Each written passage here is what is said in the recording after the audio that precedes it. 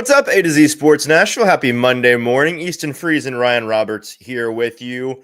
Called an audible. Austin Stanley taking the morning off, has important meetings and boss things to attend to. So he'll do those boring things, and we'll have the fun of joining you all on the morning show this morning. Happy to have Ryan back in the saddle with me to talk about some Titans way too early 53-man roster projections. I published this morning my way too early 53-man roster projection on A to Z Sports.com ahead of Titans Mandatory Minicamp this week. Tuesday, Wednesday, and Thursday, I will be out at St. Thomas Sports Park watching the closest thing to football that we get in the spring for the Titans end their spring program, enter into our summer break, which simultaneously feels, well, we're already to summer break. And then I look at the calendar and it's like, oh, it's about to be June double-digit days, which it doesn't feel right, but it is where we are at. So it is officially time for some summer break time for everybody in the NFL. And that will come once the Titans finish with a bang this week. Looking forward to seeing the folks out there for multiple days in a row. We're going to talk at the end of the show, a little preview of that, get your thoughts on who we're looking forward to most seeing. And then we're going to go position by position on my projection and talk about who we think is and is not going to make this roster as of today. Will be a fun exercise to probably revisit here, maybe even in a couple of days, but certainly later on in July and in August when things change, to see just how much has shifted. So good morning to everybody. Good morning to you, Ryan. Hope you're having a great start to your week, and looking forward to this episode with you. Let the folks know what they need to do. I'm not going to lie to you, Easton. I need a little bit of energy in the chat today because I don't know what it's like down in Tennesseeville, but New Jersey is gloomy, rainy, and I used to think it was a little bit of a farce when people used to say like, "Oh, the weather affects moods," but it 100% does affect me. I woke up just grumpy this morning, man. I was like, everyone just needs to get out of my path, or else there might be some destruction in the way here. Like this is a gloomy morning. But folks, that means it's up to you all to help us out. Before we get going, don't forget to share the show. If you're watching live on Facebook, hit that share button in the bottom right-hand corner and get it out on your feed. If you're watching on YouTube, take that YouTube link and send it to someone important in your life or one of your favorite group chats. Just find that Tennessee Titans fan that you know and let them know that A to Z Sports is live and talking early 53-man roster projections ahead of Mandatory Minicamp. You can also repost us on Twitter or X to help spread the word. Don't forget to hit that thumbs up button and leave a like on the show live on YouTube before we get going here on a gloomy but soon to be wonderful Monday morning. It's always send it to somebody that's important in your life, friends and family. No, I want you to send today's link to, I don't know, send today's link to a buddy from high school you haven't talked to in years.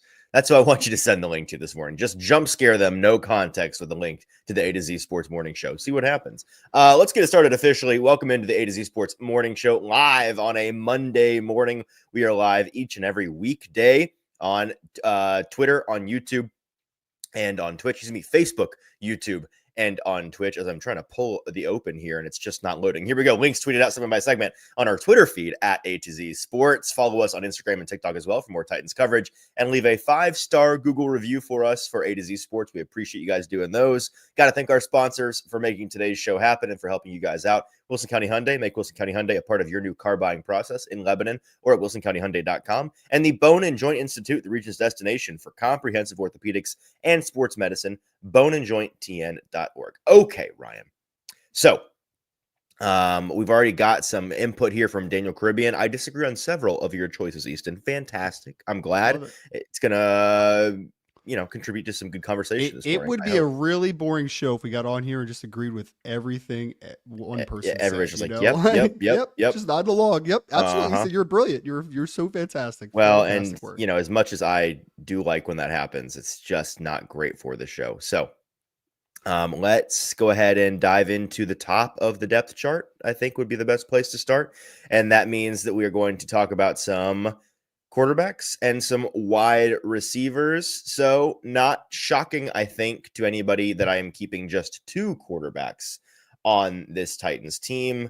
It's all we talk about, Ryan, when we get to quarterback cut downs. Oh, the emergency third quarterback. Ever since that was made a rule, everyone wants to consider a third quarterback because you can, have an emergency third quarterback. Even then, the rule, like the specifications for when and how you can use that guy are particular. It's a whole thing every year, and I don't know why it's a whole thing, because I don't know, teams don't need third quarterbacks. Pretty much no team needs a third quarterback rostered, and this team certainly doesn't. And so I've talked about how I think Will Levis is going to get traded before the season, and I think between Brandon Allen and Tim Boyle, Brandon Allen is the coaching staff's favorite between the two, and I expect him to be the backup, who should be sufficiently bad should they need to call on him, which, in my humble opinion, is a good thing, because remember, friends, a good backup quarterback is a very underrated thing on a good team, and I think a very overrated thing on a bad team. And the Titans, as much hope as we have for them this year, if Cam Ward goes down, they are going to be a bad team, and so they should have a bad backup, and I think that they will in Brandon Allen.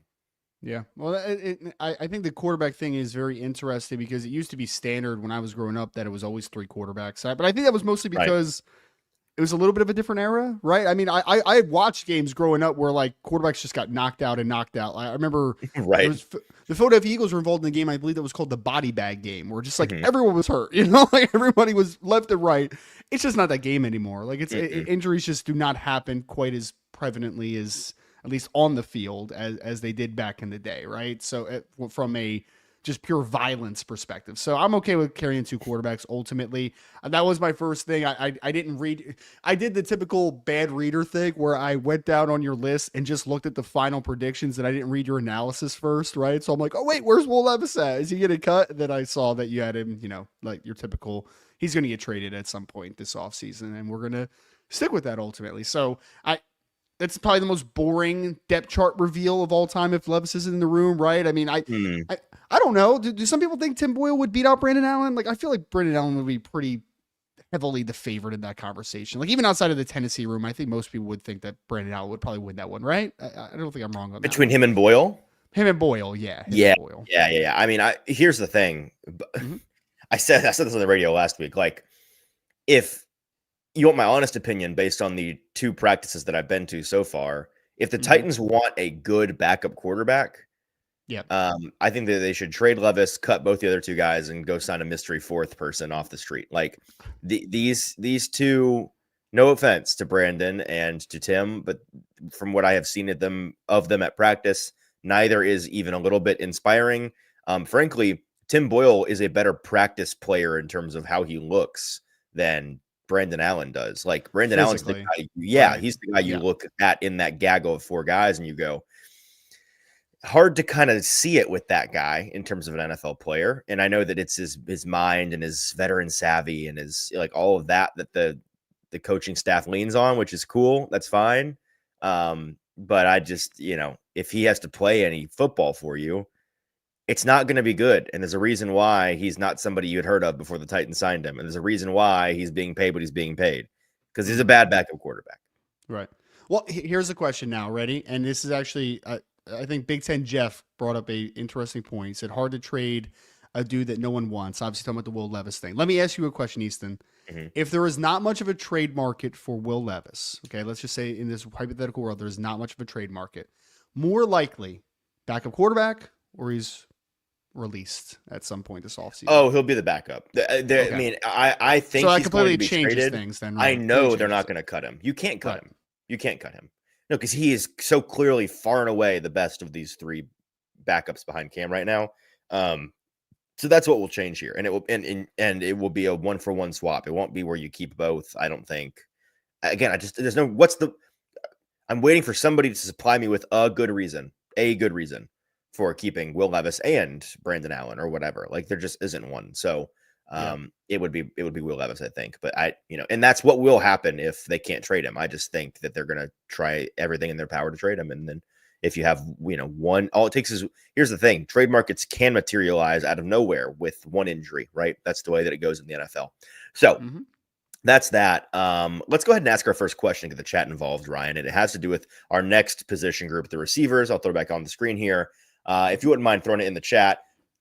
Will the Titans keep 6 or 7 receivers on the final roster? And Austin and I talked at length about the receivers last week, so we won't spend a ton of time on it. We bucketed them into 4 categories: guys that are locks, guys that are likely to make the roster, guys that are toss-ups to make the roster, and the guys who are long shots to make the roster. That was a great conversation that we had a week ago, and I wrote about it as well. If people missed that and want to just read it, you can go and find that on A2ZSports.com this weekend. I think it's called Titans Heated Receiver Competition, something like that. Just you'll search that, you'll find it. I ended up keeping 7, and I'm going to talk about why here in just a second. But Ryan, are you seeing some comments on that front that we can read out? Yep. We have Ira Hoshi. You got to start off with he picks is 7. 7 also from Major Keys. We had 6 from Darren Lee, 7 from Top Tier, 7 from Steven, 7 from Swan. Tall Texan agrees with 7. 7 from Sir Esther's The Unintelligent Graduates. There we go. That was a mouthful. Just keep 7, says Vanessa. We had also 7 from Darius, 7 from Titans Kyle, 7 from Rooney, 6 from Eric, 6 from Tighten Up. Sorry, there we go. Billy says 7, and Belvis says 7. 7 from Beardakunu, 7 from Dewan. So we have majority as of right now are 7, but I would say it's like 60-40 says the 7s as of right now. Someone just said 8 wide receivers, so they broke the question there. They don't agree with the question at all. It's 8. 8 is the number. I'm trying to remember the last time I heard of any team keeping 8. I'm sure it has happened here and there, but the last time the Titans did it, I couldn't tell you, or maybe ever. I'm not aware of a time the Titans kept 8 receivers on their initial wide receiver chart. I like Cat Nelson's honesty here. 7, just because they want Restrepo on the team. Just you've got to shoehorn him in, so keep 7. Fair enough, man. Fair enough. I ended up keeping 7, and the reasoning that I gave in the article was that I think that there are enough intriguing players in the receiver competition for this team to consider keeping 7.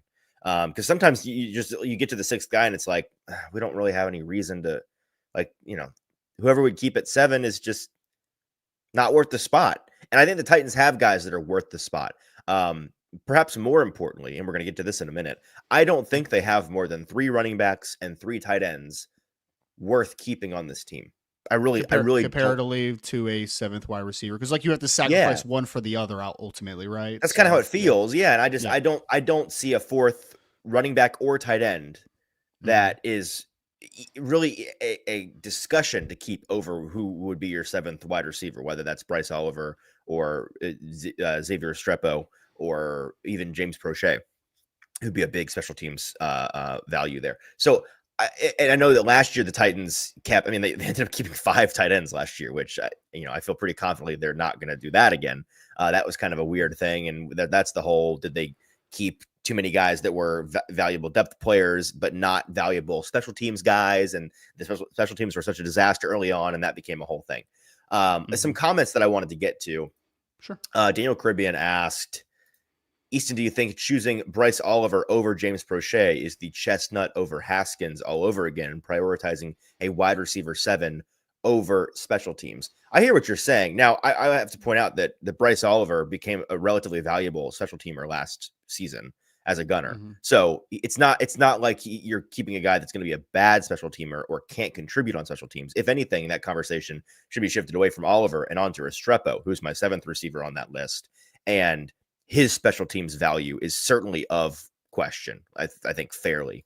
And so with Restrepo, I think, and I wrote about this weekend too, if folks want to go and read this, I think one of the easiest, maybe the easiest way for him to get himself on the roster is to carve out a role with one of the returner spots. And he's not a favorite to do that, but he's going to be in the conversation and be given, I think, a chance to do that.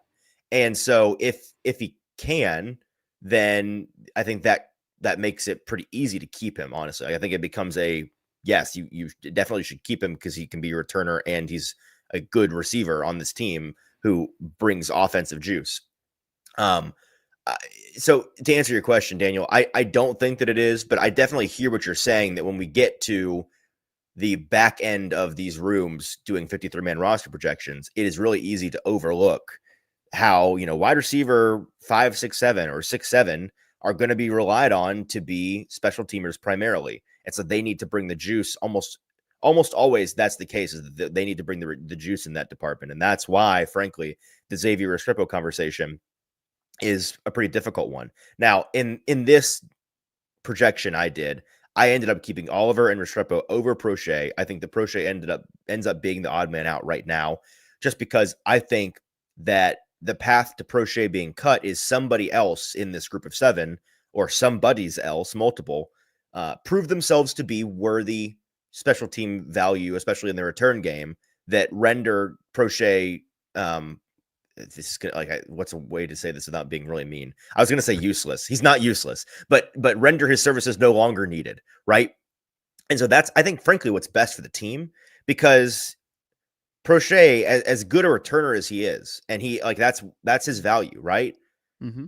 You don't. It's better to not waste a full roster spot on a guy that's just the returner, right? It's best to have a guy that can do more than just return the ball. And so if Restrepo can do that, or if Chimere Dike can do that, or even if Alec Iamaner can do that, great. That's better than having Prochet eat up one of these spots. And so that's what I had happening here. One last question before we continue, and I know I'm just yapping away, Ryan, so I apologize. Braden asks, is the wide receiver room here in order? No way Van Jefferson is ahead of Lockett. It's loosely in order. I do think that Jefferson right now is a lock and Tyler Lockett is not. And if you missed that last week, we had a whole knockdown drag out conversation over that with Austin, and I wrote about it in my article. So you can go and read that. But I that's a whole conversation that I can't even summarize for you here. So if you missed that, go back and listen to it. I think I did not hear that, and I'm actually kind of interested. So and I think I'm the only person in Nashville that feels that way, that Tyler Lockett. I think he's very likely to make the team, but right now I cannot consider Tyler Lockett a lock. I cannot. And so if you're curious why, you can go and read those things. So those are those two position groups. Let's get to the running backs and tight ends. And Ryan, I know we have another question for those guys. So I'll throw them up on the screen here. Here are the running backs and tight ends that I kept, 3 of each. The question, Ryan, I'd like you to send to the chat is, will the Titans keep more than 3 running backs and 3 tight ends on cut down day? And if so, if your answer is yes, they will keep more than that, throw in who you think will be the 4th running back or the 4th tight end that they keep, because I'm curious to see who you think. My projection here, I have them keeping at running back Tony Pollard, Tajay Spears, and Khalil Mullings, and at tight end Chig Okonkwo, Gunnar Helm, and Josh Wiley. Ryan, any thoughts on these guys, or is this pretty chalky? I think it's chalk from what so for running backs, the cuts were, it was Julius Chestnut, and then who was the second running back? It was David something Price, the Price guy. What's his? Tyrion Davis Price. Tyrion David Price. Yeah. Yep.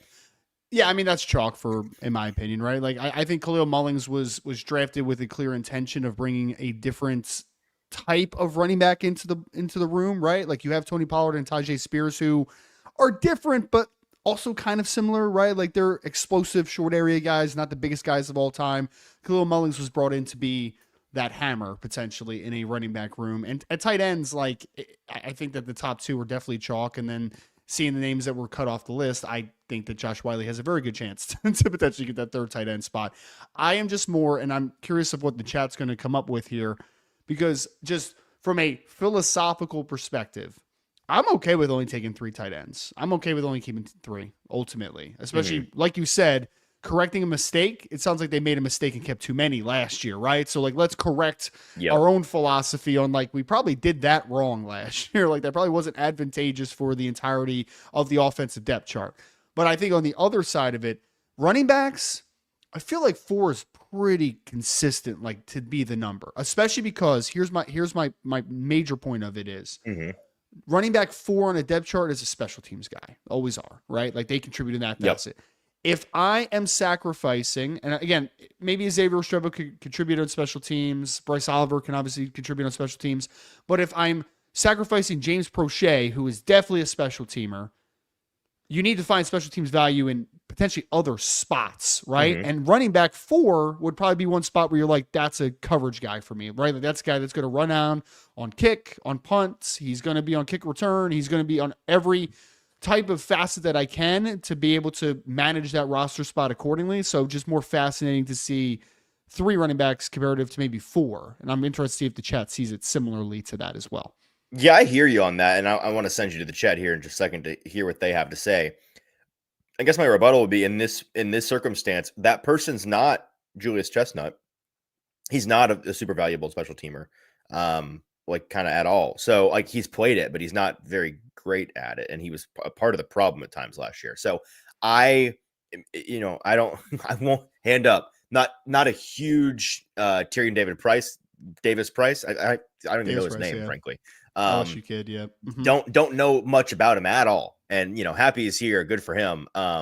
Camp body, right? Like he's some special teams ace that I'm not familiar with this game. I'm banking on that's probably not the case. So I don't know who that guy would be for you here. Yeah, I mean that's fair. That's fair. And gonna go to the chat because some interesting ones. Kenneth started us out by our conversation of like the wide receiver room. Kenneth said it sounds like clickbait. I just thought that was funny to get us kind of rolling here. Steven says 3 running backs and 2 tight ends. Josh Wiley will be cut. 2 tight ends. When's the last time a team only carried 2 tight ends on a roster? Never. You can't do that. Yeah, I don't think that's a thing, right? I mean, if Josh Wiley got cut, which I don't think he would be, then come on up, DM. And then we had Eric who said, no, both are staying at 3. So they agree it's 3. Vanessa says, seems right as well. No reason to. I'm assuming that it is agreeing with staying at 3 here. No from Eric as well. Nope from T. Nope, just 3 from Ashley. Dalen says Mullings over the running back they signed to a 2-year deal. Who talking about Tyrion Davis Price, which they signed him that's 2 year. That's what it was reported as. And then last week I saw both Spotrac and OTC had him at 1-year deals. And interesting. That's curious that they both had it that way. So it's not like I don't read into the fact that was a 2-year deal, which may actually not have even been a 2-year deal. But even if it is, it's a phony 2-year deal. Like I have no reason to believe today, based on what I know, that he is a part of their long-term plans at all. Camp body. Daniel Caribbean says 4 running backs. They signed Davis Price to a 2-year deal, so he just wanted to hit on that one as well. We had those 2 position groups look good there from Kenneth. Malachi just said there's no reason to keep more than 3 at each position. A 4th tight end is more of a wasted spot compared to Prochet as a special teamer. That's how I feel. Yeah. 3 running backs, 3 wide receivers, but DMR over Josh Wiley. Man, everybody's so down on poor Josh Wiley. What is going on here? Bearcat legend, man. Yeah, he has been underwhelming. Fair. Okay. Fair. He has been underwhelming, but he's not been unplayable. Not even close. He's been a useful player, like a usable offensive player who can be a 3rd tight end on a team, I think. Mm-hmm. We had Darius also says 3 and 3 is correct. Yeah, not there's not really too many pushbacks here. Hey, I'll take it. A couple, 4th running back type of conversation, but I haven't seen anybody that's been like, hey, no, we need 4 tight ends, which I agree with. I don't think you need 4 tight ends, especially in the modern formation of this National Football League right now. Fair enough. All right, we'll continue flying through and we'll hit the rest of the team in pretty short order here. We've got a couple questions left and then we'll preview Mandatory Minicamp, but not before I tell you all about our friends over at Barton Drury Insurance Group. When Austin and Zach had to set out to get our insurance here at A to Z Sports, they went local and found bartondrury.com, customized solutions for all of your insurance needs. Truly a one-stop shop for both your personal and business insurance. They felt very good, Austin and Zach did, about the options and plans presented to them, their responsiveness, their experience with the service team, the level of expertise that they provided, and they sell everything you are looking for in terms of insurance. They've got employee benefits, 401k planning, life insurance, workers' comp, liability, auto, property, umbrella, and last week, Ryan, we found out what a surety bond is. They have those as well. You're getting the worst explanation of it ever because it's been multiple days and I still don't really understand it. It's basically the way it was explained to me, and this is probably wrong, is that it is basically a contract insurance mechanism where when you are using somebody in a contractor capacity to do a thing, this surety bond ensures that they will deliver on the thing, and if not, you have insured the job that you have contracted. Is what I believe that it is. So it's contractor insurance, I think. And the Fed Chicago said insuring on obligation. Is that a fair way to put it? Okay. Yeah. When somebody is obligated to do something for you, and I feel like the most There are probably some other examples, but I feel like the most common example of that is contracting, right? When Yes. Yes. somebody promises to provide you a good or a service. I mean, I guess you could go to the nail salon and say, "Hey, can you sign this surety bond for me before we engage in this exchange of goods and services, so I can make sure you do my nails right?" That's what that is. So if you need one of those, and who doesn't need a surety bond these days, go to bartondrury.com. They're fantastic. We use them here at A to Z Sports, and they are our choice for insurance locally here in the Nashville area. We have a really good group here in the chat right now, but not a lot of likes. So make sure right now, People, takes less than half a second. Hit like that the like show. button. Make Come sure you're on. subscribed to the channel so you know when the next show is coming for you all. Just do us a favor there, right? Because it helps the algorithm, helps A to Z Sports and A to Z Sports Nashville, continue to grow. All right, Ryan, going to keep flying through here, and we'll hit these quickly. The offensive linemen. Here they all are in one convenient, awkwardly shaped graphic. The tackles that I kept, 4 guys. We know that J.C. Latham and Dan Moore are your starters.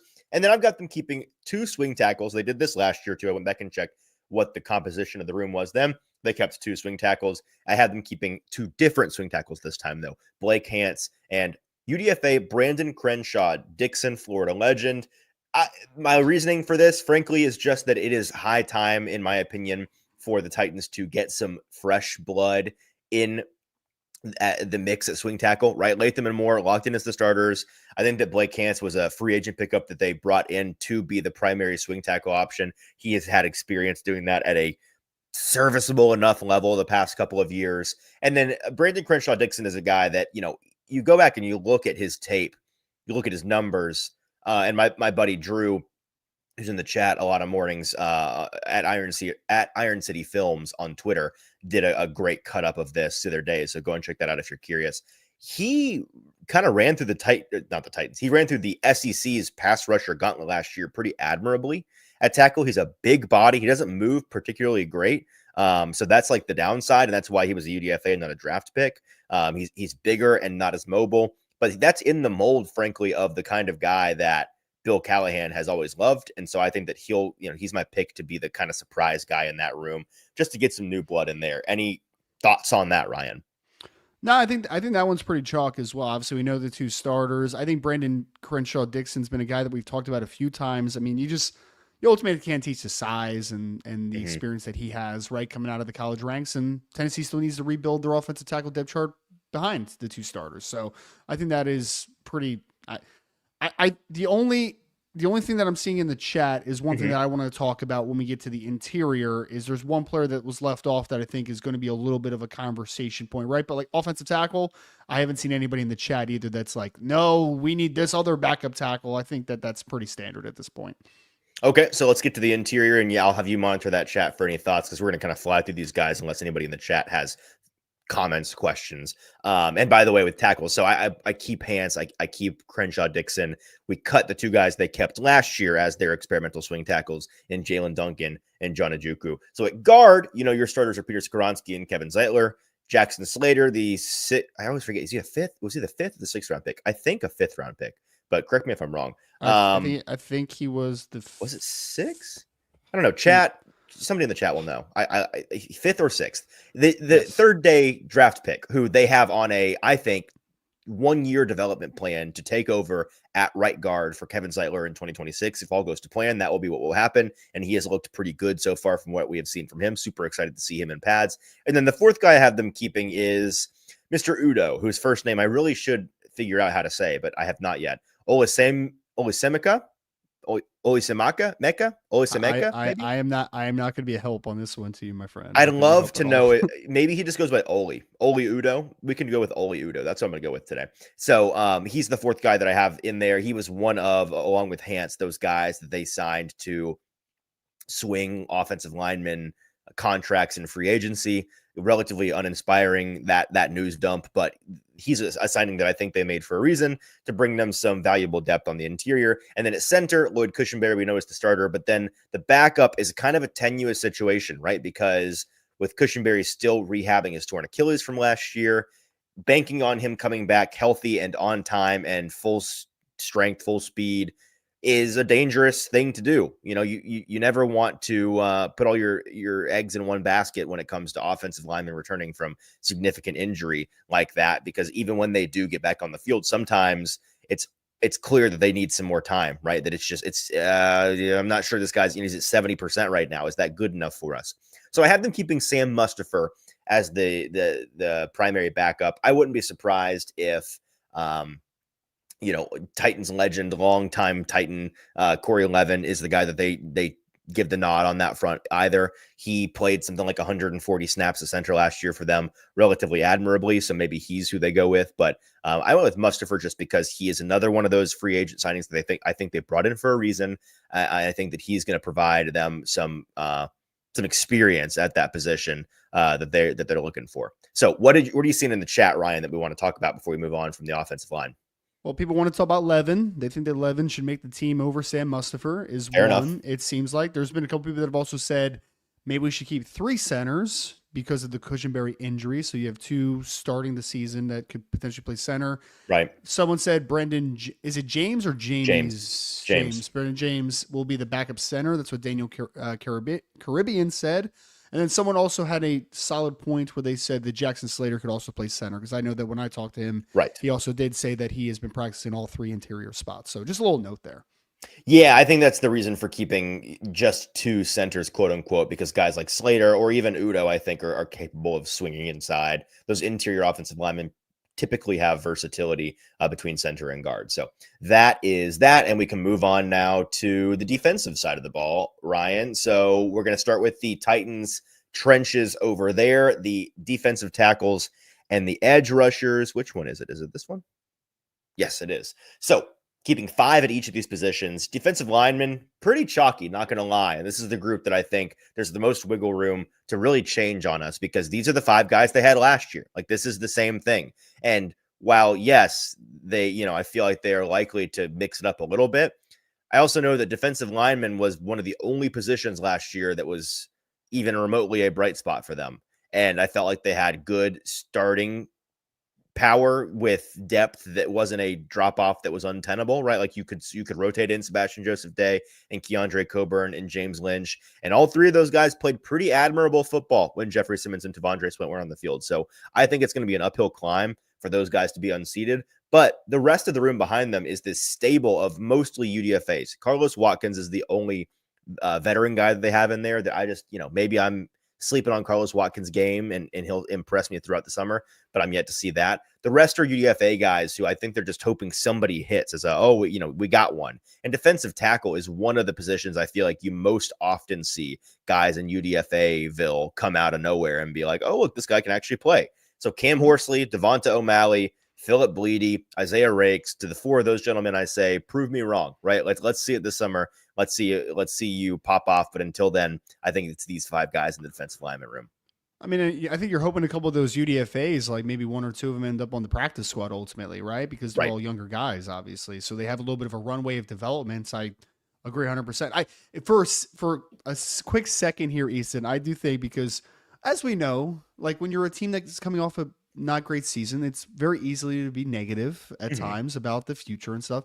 That interior defensive line room is good, man. That's a really good room. It is. I mean, that is one where a lot of teams in the NFL would trade for your interior defensive line room. So just let's be the only such room for the Titans. Spot. But yes, they do have one of those. Hey, man, any positivity that we could get, though, that room, I mean, there are several teams that would die for a Sebastian Joseph Day to come be a part of their starting units. I'm not talking about like their first guy off the bench potentially, or their 3rd guy in an odd man front type of scenario, right? Like they would love that guy as a top 2 interior defensive lineman. And Coburn's got size. James Lynch, I mean, he's a 5th guy, right? As a guy that can move around a little bit. I remember him at Baylor, and he was just kind of that guy that could move around a ton. And someone had said that he has been. It was for really sickos solid, only last year, Ryan. But yeah, and it was only in the games where nothing mattered anymore. And folks like you certainly weren't watching, because of course you shouldn't be watching. But he played good ball. Like there were multiple weeks where I was like, James Lynch, all right, sure. Not sure where this is coming from, but like give him his flowers, right? If that's what he looked like last year and he's going to take any kind of a leap this year, I think he's a rosterable player in the NFL. So good for James Lynch. Yeah, and if someone wants to argue that Carlos Watkins should make the team because him and Lynch are kind of like that similar track, right? Like they're both veterans, they're both like slightly undersized three techniques, right? Like more movement based players. If you want to Hmm. argue that guy should make it over James Lynch, that's fine. But I think that I mean, again, you're arguing interior defensive lineman 5 on the roster ultimately, right? So yeah, I think Right. that one is pretty. I didn't have anyone where I was like, oh man, I don't know about that guy. Like it makes sense. It makes a lot of Yeah, I mean, sense. on 243 snaps last year, he had 9 solo tackles, 10 assists, 5 run stops, a sack, 2 hurries, a hit, and 4 pressures, and a batted pass. So, like, I don't know. PFF grades, those mean a lick to you. Like, they were far superior to Carlos Watkins were the past couple years. Sure.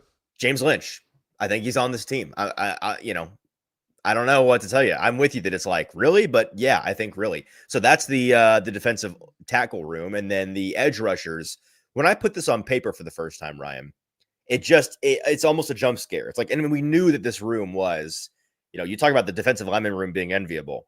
The other end of the spectrum here with the edge rusher room, Dre'Mont Jones, Samuel Adejo, Arden Key, Jalen Harrell, and Lorenzo Carter are the 5 that I kept.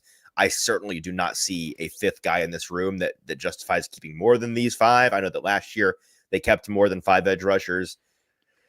So who is it? Ali Gay, Titus Leo, Desmond Evans. Those are your other options. I don't see any of Well, those guys being, yeah, you know, I was gonna say it's a frustrating room for a fan because you're like, man, that leaves a lot to be desired. But it's just like there's not really any other options on this roster. I mean, yep.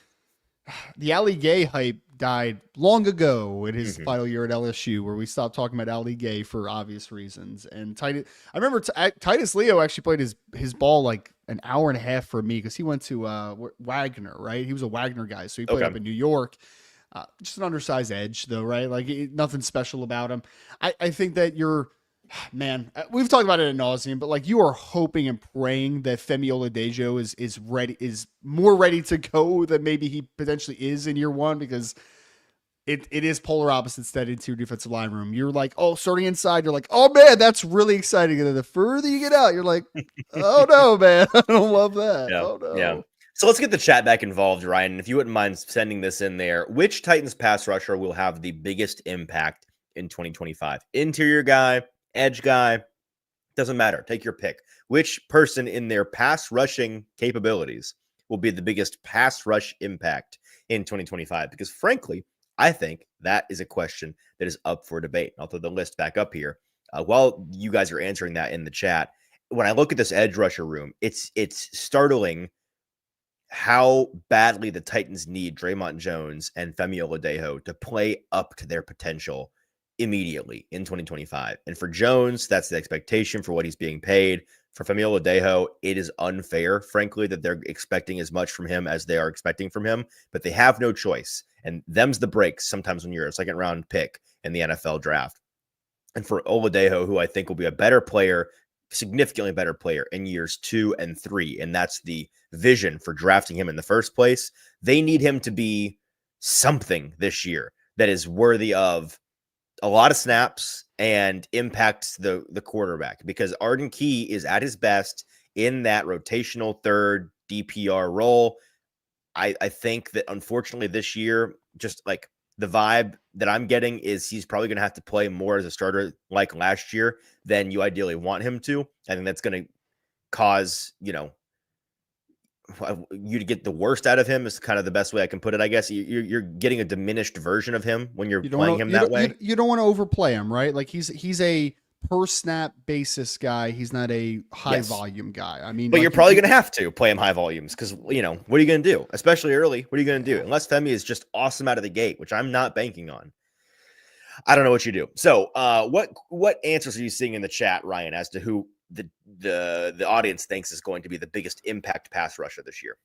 not a big surprise. Again, I think the most optimistic view is that Femi Oladejo is the guy that can give you something a lot Femi more than what we Automatic. Such a think. good name, by the way. Femi Automatic from Daniel Caribbean and Steven agree with him. Femi, no doubts. We have Eric who said Femi as well. There were a few more, but then interesting one. Garrett came in here and said they need to. We need Zadarius Smith. That's the guy. We need to go get Zadarius Smith. No, Sure. you do not. Yeah. I He's mean, out you there, do. right? You He's if out. he's free, you do. Not this. Yes. This is not anti Zadarius Smith. He Yes. would be the best immediately. He's the 1A with a bullet pass rusher in Mhm. this room.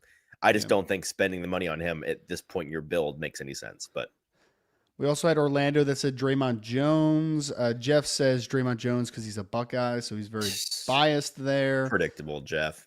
Arden Key from Ashley. We had someone's talking about Sweats, but we're talking about the Edge group right now. I mean, no, but I think that's a fine answer. Like if you think you throw him on the edge.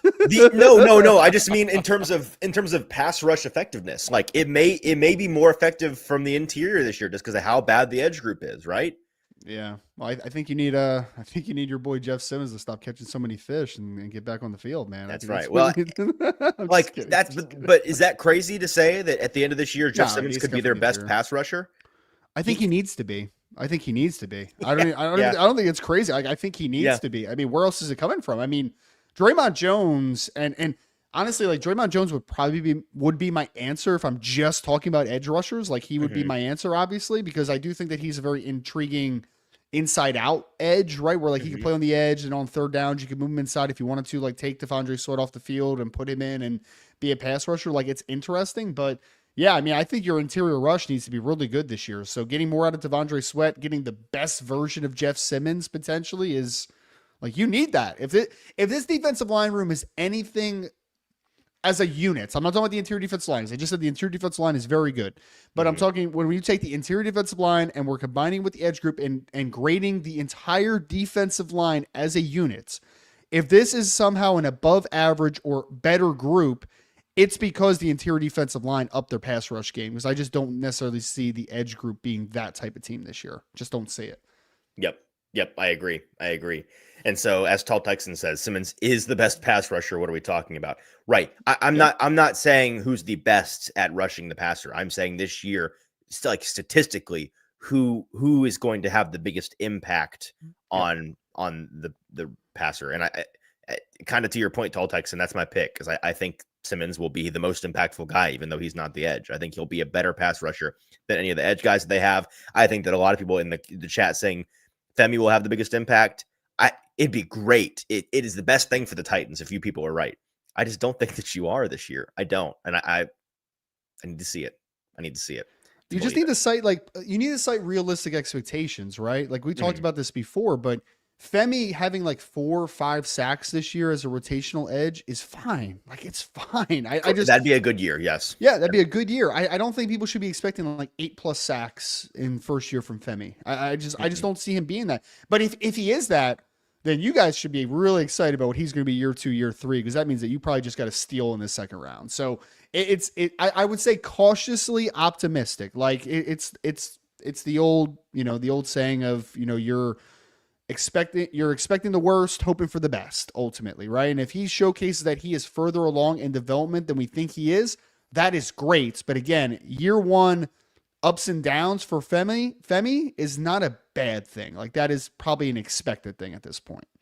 Last note on these guys before we move on to linebacker. Daniel Caribbean nails it. This was my thought process when I was doing this article. Like, I feel like edge 4 and 5 may very well just be somebody from a team that is going to get cut in the future, and not Jalen Harrell or Lorenzo Carter, because I think both of those guys are very expendable. So, keep an eye out for that. The back end of this edge room may be guys that are on other rosters right now. Let's send the next question in the chat, Ryan, and this is a fun one. The inside linebacker room, who's your pick for starter alongside Cody Barton at linebacker for the Titans? And I will go and find the line. Do we have a linebacker graphic? Oh, I didn't make one. Silly me. Okay. That's fine, though. I can just list them out for you. I don't think we made one. Not that one. Not that one. Not that one. Nope. Okay, I just didn't make one. Whoops. Here are the guys that I have in the Titans linebacker room.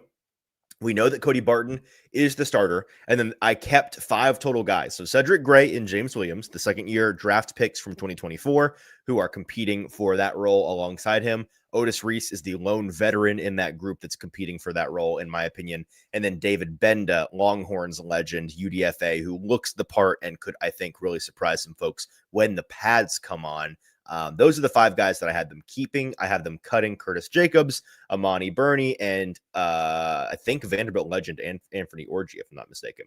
So, Yes. is that right? He played at Vandy, right? Pretty sure He did. Yeah. I'm sorry. I'm such a child. His last name always just makes me giggle. It's a great last name. What can I say? So those are the guys: Barton, Gray, Williams, Reese, and Benda. Our question for the chat, Ryan, if you wouldn't be so kind as to send that in there, Already in there. Yep. Fantastic work. What is your pick? Who is your pick for starter alongside Cody Barton? While those answers are percolating, Ryan, who's your guess as to who will end up being the Titan starter alongside Barton? James Williams probably would probably be it. Obviously, former Miami safety turned linebacker, developmental guy, continuing to add weight to his frame. Big fella. Like former 5-star. Yeah, he's 6'5", by the way. Yeah, he's a huge dude, man. He really is. And he was a 5-star safety coming out, played safety his first couple years of Miami, had to continue developing into his frame, played linebacker his last year, and it's been an odd developmental track. I have never been a Cedric Gray fan. Just wasn't at Even North Carolina. pre-draft. I did not like Cedric Gray at North Carolina at all. I did not follow him last year. It sounds like he struggled last year and didn't really get up many opportunities because he struggled. So yeah, it sounds about right for me. So James Williams, I think, has always been he's been kind of that ascension guy, right? Like you could see a developmental track. It was going to take a little bit of time.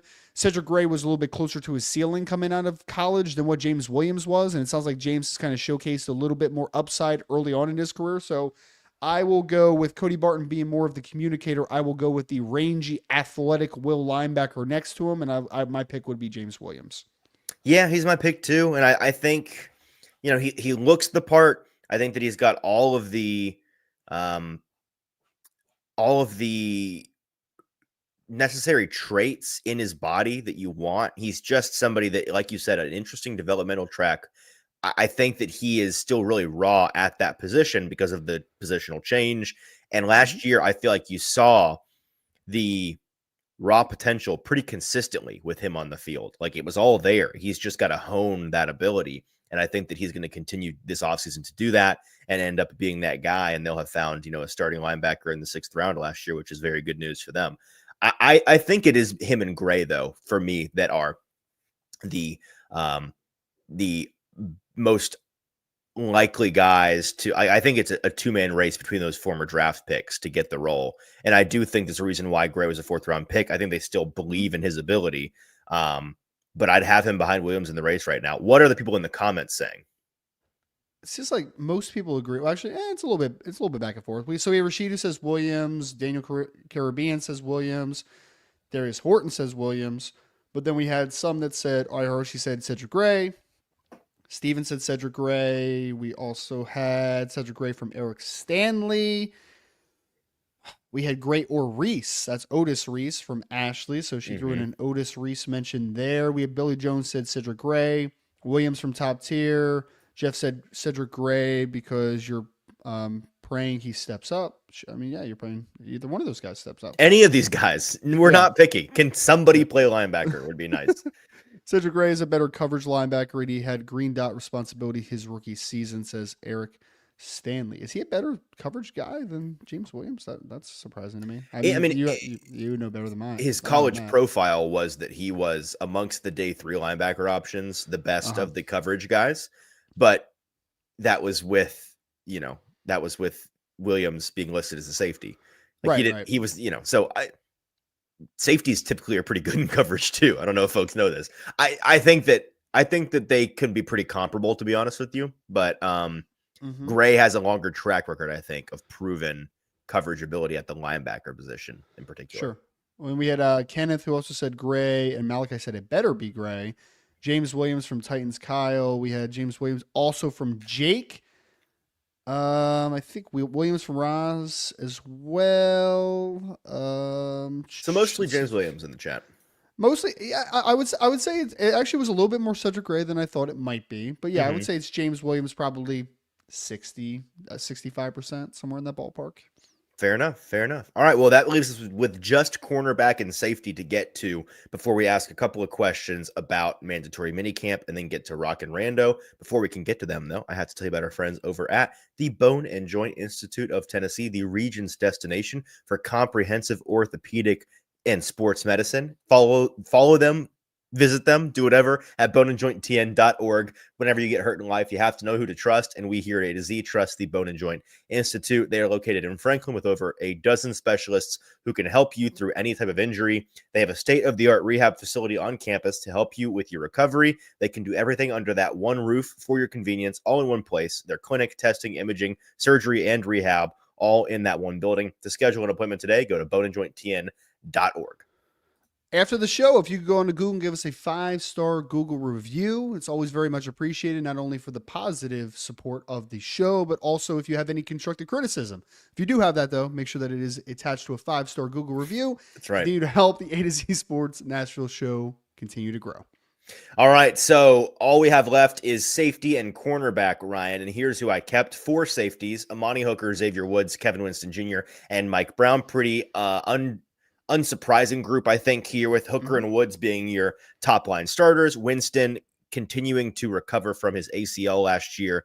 He's further along in his recovery than a guy like Cushenberry would be, for example, because his tear was in week 1 of the college football season. It was very, very early in September. And so he is already back to almost full speed. They'll have him at training camp, I think, pretty full go. At least that's the plan. And so I think he'll be the third rotation guy this year, and hopefully, fingers crossed, on track to supplant one of these guys, at least in 2026, because both Woods and Hooker are on expiring contracts. But frankly, I could see him, weaseling his way into the rotation and being a starter of sorts by the end of this year. And so that would be what's best for the team. And I think that he's capable of doing that. And then Mike Brown is my pick for the fourth guy who they seemed to be of these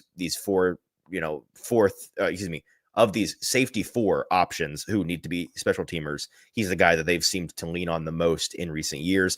And then at cornerback, we've talked about this a lot. Their starters are obviously Snead, Brownlee, and McCreary, but behind them, it's a really open race. And I have them keeping 6th round draft pick Marcus Harris because they drafted him. I'd imagine they want to keep him, and I've heard good things about what they think of him in practice so far. Darrell Baker Jr. is the veteran who I think showed the most last year, played some pretty good ball, some pretty admirable cornerback last year for them in spot starts. And so I think that they'll keep him around. And then my UDFA pick, who is, I think, my favorite UDFA so far, Jermari Harris out of Iowa. I think that he has steal potential written all over him, and I have him making it out of the UDFA pool. Harris is an interesting one. Obviously, Iowa kid, late year breakout as well. Didn't really break out into his final year. Played a little bit before that, but yeah, I think that the corner room is the top 5. I think is not a surprise. Harris, someone said, where was it? Gabe Judy Lally as a potential guy to make the roster. I think that was an interesting point there. But yeah, because he's played a decent amount, right, over the last couple of years. But he was UDFA last year, last year. So he played more than you were expecting him to. He played a good deal on special teams, and so I think if he makes the cut, it's because he's proven himself really viable on special teams, necessary for them to keep because of that. So I think that he's in the mix, but I did not have him on my roster. No. Okay. Mike Brown, I like that one making the roster. I scouted him at Miami, Ohio, so that's a nice little deep pool there, which is you are dating yourself with that because Mike Brown is not the youngest player in the NFL. No, he is not. What is year 4, maybe year 3 or 4? I mean, he's not the oldest player either. I don't know. How old is Mike Brown? Are you sure Mike about Brown's that? Not that old. Yeah, he's not that old. I think he's like 3 or 4 years. He plays like an older man. To be. Oh yeah. He's frank. A big physical safety. He's like 215 pounds. Yeah, that's a kind of way of saying slow. He's a slow safety. Hang on. There's a lot of Mike Browns old, man. Mike Brown NFL. How old are you? That's the wrong Mike Brown. This Mike Brown was not born in 1970. The Chicago Bears. Yeah. Mike Brown is the one you're looking at. Much older. Tennessee Titans Mike Brown. Okay. Yeah. He's going to be like 4-year pro or something. It's going to be, yeah. Okay, he is, when was this article written? Is this year or last year?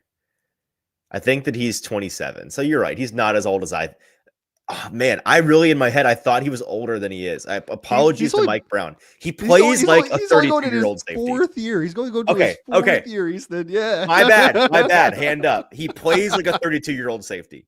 So I don't know what to tell you. I guess his, just the way he moves had me convinced he was older than he is. So whoops on that. But So sorry, you're not as old as you didn't date Yeah, yourself. I didn't date I myself that rescind much. my comment. I take it back. He's 6 years younger than me, so I didn't date myself too bad. So let's ask the last question and then get off this topic. What player, now that we've gone through my full 53-man roster projection, and by the way, I didn't include the specialists, but the specialists, there are no competitions. Your long snapper is Morgan Cox, of course, and then Johnny Hecker at punter, Joey Sly at kicker. Last question is, who did I leave out of my 53-man roster that you are pretty convinced I am wrong on? Who do you think didn't make the cut for me? Who you think will make the cut in August? Right. We got that in the chat? Yep, it's in the chat. Yep. Perfect. Yeah. Ryan, do you have a guess as to who you think I left out that is going to prove me wrong? Levin. I think Levin is going to make the roster in some capacity. I don't even know. It's interesting. Do we think that he could play? Has he played any guard in his career? Also, has he been mostly? He has. Yeah. He's been a swing guy on the interior his whole life. I'm gonna say if he has any type of versatility with the experience with the Tennessee Titans, I will say that he makes the roster, even if Sam Mustipher ends up making the roster. So Levin will be my pick. Okay, my pick for my who do I think I'm wrong about? It's kind of a funny question. That is a fun thing to say, yeah. I think I mean, Levin is definitely up there, but I won't repeat that one. I'll say Levis, just because I am certain they'll keep him if they can't trade him. And so if the trade does not materialize, which I think that it will, but I won't be floored if it doesn't, because it's just trades are finicky. The market materializes and then disappears, and you never know quite when the situation is going to come. And maybe he's a guy that you trade later on down the road. Maybe before the trade deadline, even some team's desperate for a quarterback. You never know. So I'll say Levis is the guy that ends up making it and is the second quarterback. Okay. Well, then we had, shouldn't be shocked about this one, Easton, in the chat. There was a lot of Treylon Burks in the chat right now. Oh, brother. Okay? There's a lot of Treylon Burks. Do you think they're trolling, or are people serious about this? I mean, it was 3 people in a row. So it started out with Levin. There was a Will Levis from Z-Dean, but then Kenneth said Burks. He seems like he's joking on that comment. All right. But then Richie said Burks. Big Ten Jeff said Burks with a little bit of a thinking of pondering face on there, right? Then we had some Levins, bunch of Levins. But then Roz also says Burks. Levin and Levis, someone said as well. Let's see. Kenneth said Burks, Levin, and Levis, if not traded. So Big Ten Jeff also adds, because he was serious, the wide receiver room is so bad, he really is good to make it. I think is what Come on. Over who?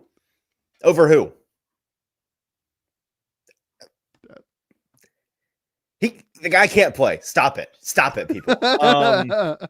He's not good at football. I'm sorry. Anyways.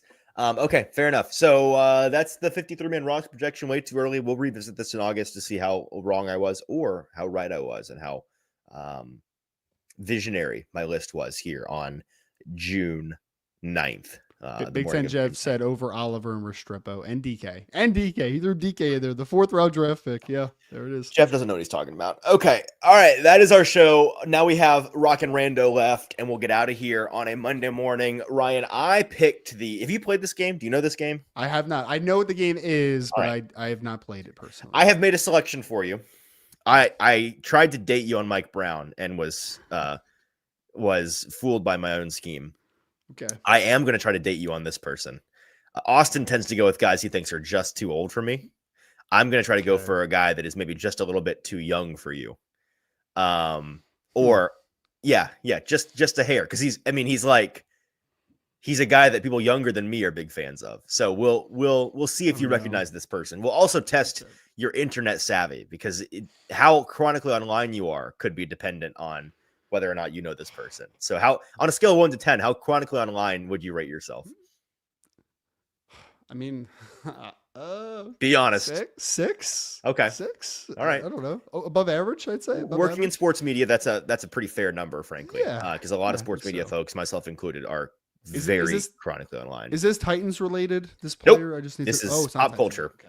Pop culture related. Oh no, I don't think I like this. Okay. So I think the chat will know this, or maybe the chat. I mean, the chat should know this unless you're all old. Maybe you're all old, and I'm going to make fun of all of you. But this is a very, very famous internet person. Is your chat turned off, Ryan? Yes. All right. Here's the person. Are you ready? Sure. Do you know who this person is? I mean, I was expecting like a shoulder pads or something. I'm seeing a face. Oh Nope. no. This is not football related. Do you know who this person is? I'm gonna see if the chat knows who this person is. All right, immediately somebody in the chat knows who this person is. Yep, the chat's all over it. Oh no. Sorry, is it blank? Is it nothing? You have nothing? I have zero coming to my head at the moment. Yeah, there's nothing there. There's nothing. Oh, okay, no. well, so I just not realizing I have to try to explain to you who this person is. Oh no. People in the chat nailed it, but they're angry that I included him because he is somebody that adults find a hair annoying for the most part. Jeff Ruvel says, I hate this person. So I guess I'll just tell you the name if you have no clue who this person is. So he's wait, let me think for 1 second. So he's an annoying person that adults he's a YouTuber. do not like. He's a very athletic YouTuber who he's the muscular guy, right? Who dips his head in water. Is that the guy? No. Is that who this is? No. No. We know who you're talking about, but that's not who this is.